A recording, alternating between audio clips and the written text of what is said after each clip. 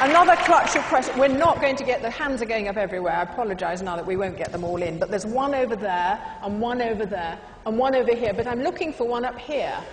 Is there one up there? Yes, okay. There's somebody over there. So that's 4. Can you be quite quick, please? A question for Professor Scruton. If religion is essentially the creation of meaning out of brute matter, then do you think it's possible to make a religion of secularism? And if it is, do you think that the proposers of this motion are its high priests? Okay, Roger. Yes, the question here.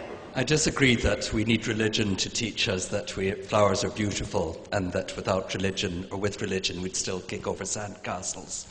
I would therefore question whether anybody could explain to me whether an actual fact would be, I think that we'd be much the same without religion, and I'd like somebody to tell me other than that. Fine, okay. And a question up here? I would broadly support this motion, but I got one little doubt, which was alluded to by the first speaker, and that is that perhaps we're somehow hardwired for religion. And I think perhaps there's some evidence for a genetic predisposition to a religious belief and so on, and therefore perhaps it persists because of natural selection. And I just wanted to ask Professor Dawkins whether that might be a good argument for why it persists, or whether it's perhaps an indirect consequence of something else that we're better off with. Okay, and the 4th question, yes. Is this on? Oh, that's better. It's an observation and a question. The observation is seemed to be from this side seemed to be an argument for transcendence rather than for religion. Perhaps the anti-side of the anti-side might clarify that a little bit. But the question is to the panel, which is: do they think that there may be, given the contingencies of history and culture that created religion in the first place, there might be an opening of a space that could give us all the great Kandinsky-like transcendence without the thousands of corpses? Could that be a possibility? Thank you. Okay, Roger, would you take the question about the secularism being its own religion and these being its high priests? Well, this is a slightly cheeky suggestion. If what Dr. Spivey says is right, and I'm inclined to agree with him, then of course there is a religious need in all of us, and if the religious belief systems that we've inherited are suddenly, for whatever reason, unpersuasive, it is obviously true that if what he says is true, people will look for other ways of satisfying the religious urge.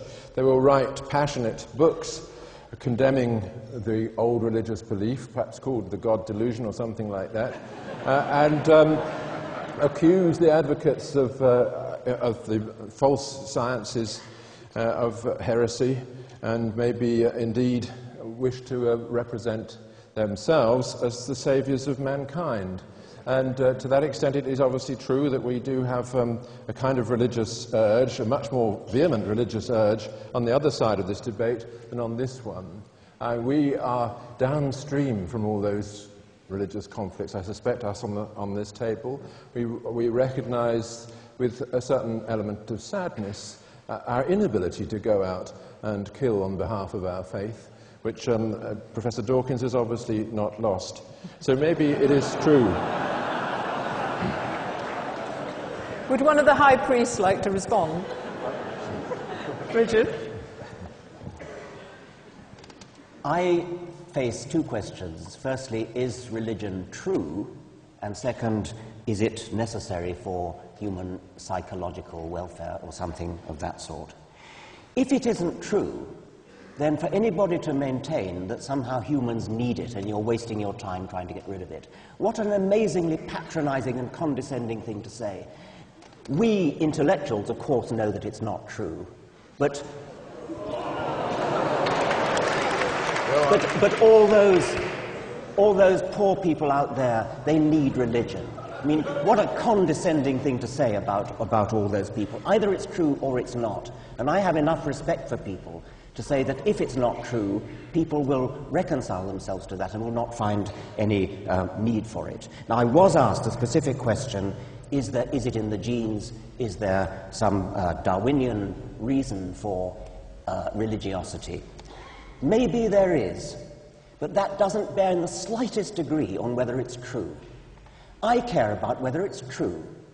I also care, as a Darwinian, about the origin of it, and I'm interested in the origin of it, and I'm inclined to agree with the implied suggestion of the questioner that it may be that religion itself has no advantage, but it may be that it's a byproduct of some other psychological disposition which does. But that is an entirely separate question from whether it's true, and I don't like it when people say, oh, humans need it, or we have it built into us in our genes, or Darwinian natural selection has built into it, therefore that somehow validates it. Of course it doesn't validate it. It merely says that it's been built into us by natural selection, just as all sorts of other probably disagreeable things have been built into us. Doesn't mean we can't try to cure ourselves. Right. Okay, can I just...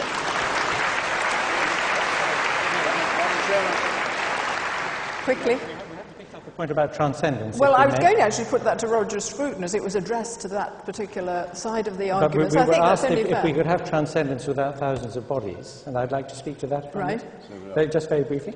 The answer, of course, is yes. I mean, it's a wonderful fact about human beings that they have this yearning for the absolute, that they sense the numinous, that in moments of great passion, infatuation, deep love, they feel that they're in touch with something which is richly important to them in their experience. Those are facts about human beings.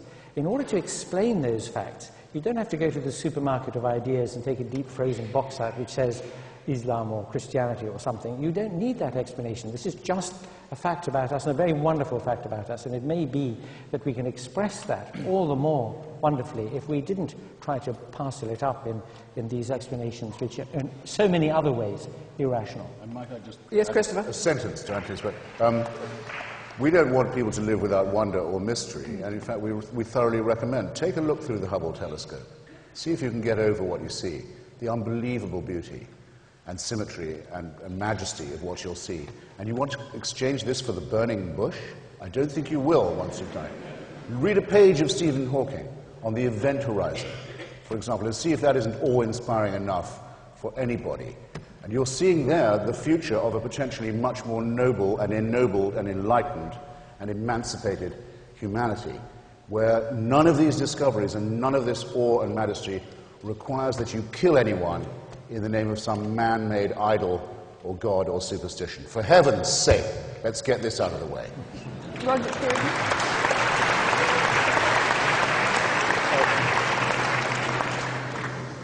I think that there is a real question as to what transcendence is and what its place is in the experience of all of us. Christopher Hitchens just referred to the burning bush. The voice that spoke from that bush said, "I am that I am."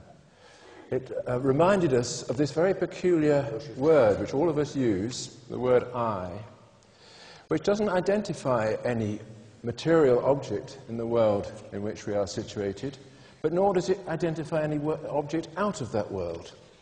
Just what does it mean? What is it to look at somebody, into somebody's eyes and see the other eye that's looking out at you? That is an experience of transcendence in itself. It is the raw material from which all religious faith is constructed. And it is part of the metaphysical obscurity and unintelligibility of our predicament, that we're all faced with this experience every day. And religion makes sense of it for many people. Even for those who don't have religion, that experience is still there.